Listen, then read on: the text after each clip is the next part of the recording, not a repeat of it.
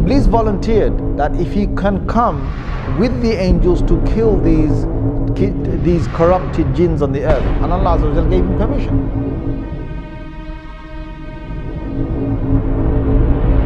Suddenly Allah reveals to the angels and He says, I am about to make on the earth a Khalifa. Now Iblis is a creation of God. Iblis is a creation of God. Iblis is a jinn. Iblis is, he's made of fire, which the Quran talks again in several places that he's made of fire. But where did Iblis come from? And were there the likes of Iblis before? So the Mufassirun have commented. Again, this is based on those narrations that I talked about earlier. And what Allah Azza wa Jal did is that He created a whole creation of jinns that were on the earth. And this is, you will find in many of the early Mufassirun have commented on this. He created them on the earth and they had got taklif. Now what is taklif? Taklif is that God's now given them a responsibility to recognize Him. Now when Allah gives responsibility to creation, He will send messengers. So what Allah did is that He sent jinn messengers.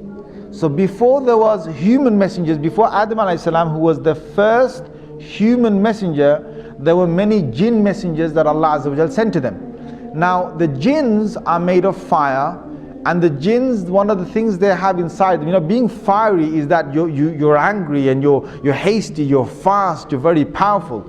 Now the sifat and the qualities that the jinns have between them is that they are in fights and they are in quabbles and they are in superiority and who can prove who's greater. This is one of the nature of the jinns, and they're always in the spirit of challenge. Now there are good jinns. Allah Azza wa Jal has said that in Surah Jinn itself. He's talked about two different groups of jinns, and He said the salihun, and there's those who are pious and those who are not pious. Now the ones that were on the earth were both types, and messengers came down. But the messengers in the many numbers were killed by the jinns on the earth. And there was great corruption that prevailed on the earth. There was great corruption that prevailed on the earth. Now there was one notable jinn that was very pious. Iblis, being who he was a good jinn, and he started to worship God to the extent, because jinns could fly, and jinns could go through many of the heavens. They could go up and down. They didn't have to stay on the earth. They could travel up. It was only when Rasulullah sallallahu alaihi wasallam came that they were trapped within this first universe. This is clear from the Quran.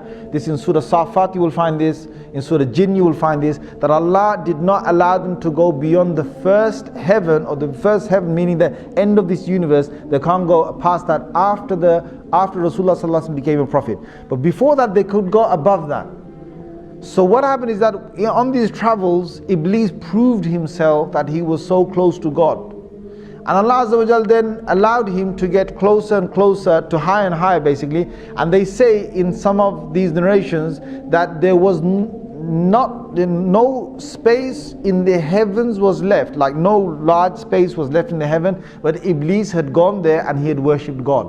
So he was a very, very, very close, you could say jinn, servant jinn, however you want to put it, to God. Until then, Allah Azza wa Jal allowed him to come in the company of the malaika, of the angels. And he got the chance to be in the company of the malaika. Allah decided that He's going to send the angels down to the earth and to banish the mutamarrideen, or those jinns that had causes a lot of corruption on the earth. So this group was going to come down and they're going to kill many of these jinns that were just out of control. Iblis volunteered that if he can come with the angels to kill these corrupted jinns on the earth, and Allah Azza wa Jal gave him permission. So he came and they killed a lot of these jinns. They left only a few on the earth, and from these few again the progeny of the jinns would start. Now Iblis returns back. Now many, maybe hundreds of years, I don't know, whatever is going by, because jinns have very long lives. They don't have short lives that the human beings that, we only have 60, 70, 100 years. They have hundreds of years. Perhaps they could have a few thousands of years of living. Now you've got Iblis that has gone down there, that has banished these jinns, most of them who are corrupted on the earth, and is returned back with the angels. Now he was with the angels, but Allah makes it very clear that he was not from the malaika, he was from the jinn. Now why Allah makes that clear is because we understand that no malak or no angel can ever disobey Allah Azza wa Jal.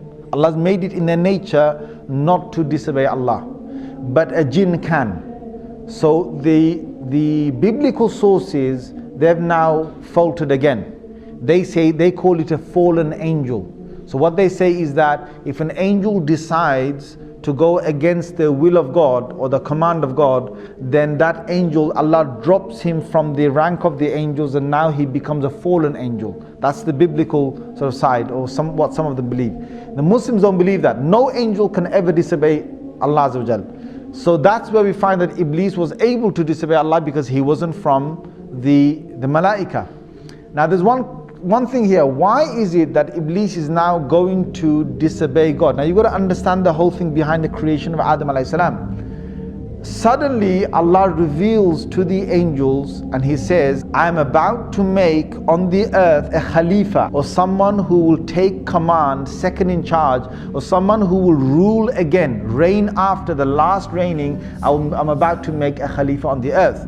Now when Allah said that, Iblis got really happy, right? He must have got really happy. And you know why? Because Iblis knows that the angels are not the ones who are going to rule the earth.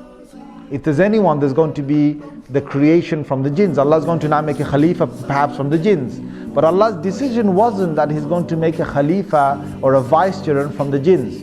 His decision now was that He's going to create this new creation. Now this shocked Iblis, because all these years that Iblis had worshipped Allah and had been so good was because he wanted power, he wanted prestige, he wanted to be in charge of the earth, he wanted to be, come back on the earth, and he's going to be sent perhaps as a messenger, or he's going to be sent with a new command of God on the earth, or he's going to be in charge of the jinns on the earth. There's something beautiful that's going to come for Iblis, something that he had a big glimmer and a big hope in, and all that was getting crushed now with this new creation. Now who is this new creation?